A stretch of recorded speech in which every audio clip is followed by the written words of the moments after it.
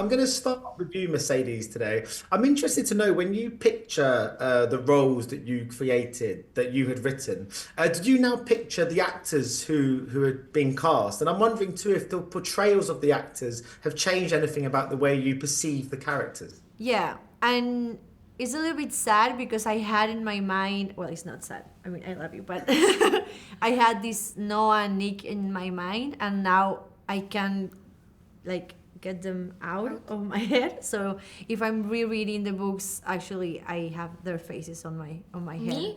My Yes, face? your face, your beautiful Aw. face. Yes. So you've Yes, lost like it changed. Yes. the originals. I have to say that when I read the books, I also imagined Well, of course, because them. you No, not me. Not you me. didn't imagine No. you. I imagined Oh. the Noah that you imagine. Like Well, with because it with will be weird. You imagine myself. yourself. Yes, very weird. Yes. But I mean, the books were so popular, and the movie was a huge success last year. And I'm sure the second and the third movie will be just as big. I'm interested to know for both of you, have you had any kind of memorable fan interactions? Because this is a story that seems to be touch so many audiences, particularly young people as well. Well, for me, the most like shocking thing that they told me was like I saved their lives. And I really I can understand that because for me reading was really helpful when I was young, and it really helped me in so many ways. So for me that's amazing. It's scary also because of course they're going through something really like big to think that a book can help you. But I'm really happy that I can help in that way. And also when they tell me that they start reading because of my books, that's amazing. Yeah, for me, I don't know. I've had a lot of different like interactions with different fans. I love when they tell me their stories and when I actually get to know them a little bit because mostly it's just like, oh, picture, bye, and you don't really get to connect with them. That's why I like asking their names and trying to remember the people because and when they tell me like, oh, there was this girl that told me her sister passed some time ago and she brought us her book It was really and it was sad. very emotional. I almost started crying. We signed two books, like Yeah, we signed her book, the book of and her sister her sister. and her, and it was very emotional because it was like, oh wow, this.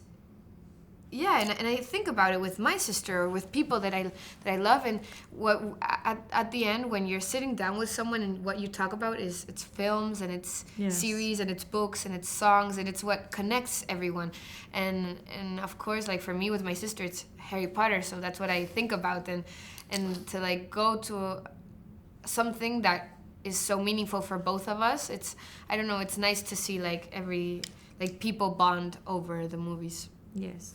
Yeah, Nicole, what house in Hogwarts do you think you would have been in? This is my favorite answer in the world. I've done the Pottermore thingy, and I'm a Gryffindor. I'm very Oh, basic. nice. I'm I'd be a Gryffindor. Hufflepuff. You're Hufflepuff.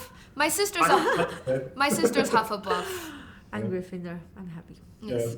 nice. We are But I mean, brave. this film, because I mean, obviously, this film explores what is a kind of taboo relationship. It puts a really a good argument forward for love, I think. And I'm interested in the kind of notion of judgment, because obviously sometimes viewers have certain judgments. But Nicole, as an actor, is it very important for you to not judge characters you play? Do you always have to understand the characters you play and see all of their intentions?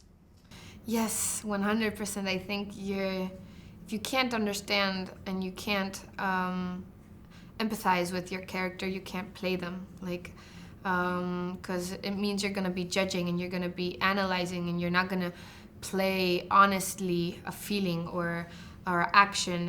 And if you don't understand where it's coming from, then how are you gonna do it? It's very important to not judge. I mean, obviously, like objectively, I can see, oh, this is not something good, or this is where she went wrong, and obviously, but I still understand why she's doing it and why she's feeling that way, and I can see myself in her. At the same time, I don't think you can act in any other way. At least I can't do it. Yeah, because Mercedes, I was going to ask you too. I mean, is that one of the hardest challenges when writing this? Is you have to make sure the audience roots for this relationship for Noah and for Nick, and we do. We can't help. We want them to be together, but obviously, it is the situation is quite unique. Was that quite a hard balance to kind of make sure it was kind of you still managed to get the audience on side despite the fact that they were kind of asking questions about what they perceived about the relationship. Well, I think the good thing about the books is that you can read both point of view. Like you have Noah and also you have Nick. So, and we have 3 books, so you get to know them very well. That's what I like about like a book series, that you have like a lot of information and an understanding on when everything comes from. I think. Sorry, I'm expressing myself. So yeah, I don't know if I answer your question because. Yes, I feel like at the same time when I read the books, even though everything is like wrong, kind of, they have you are so good at writing chemistry, and you are so good at writing like the tension and the feelings that they feel for each other and all of that it's impossible to not want 2 people that like each other and that much to be together. It's like, yes. Well, they have to be together if those are their feelings. So I think it's like very easy to feel that way. And of course, you write chemistry really well, but also, I mean, Nicole, you play the chemistry really well with Gabriel.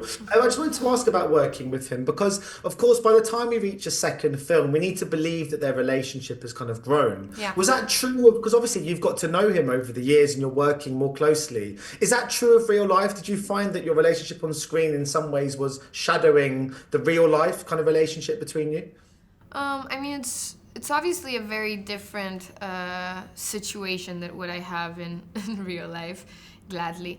But yes, I think it was very important to like find how the relationship has changed from the first one to the second one, because obviously the first one is all this like tension and they just met each other and we already knew each other, so we had to work on that very, very much as well.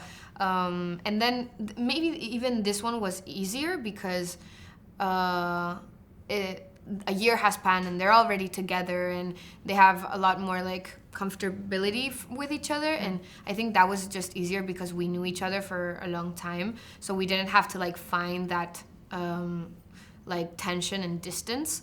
But yes, it was very, very cool to be able to like change not only the arc of our character but like the arc of their relationship together and how it changed with the third one as well without any spoilers.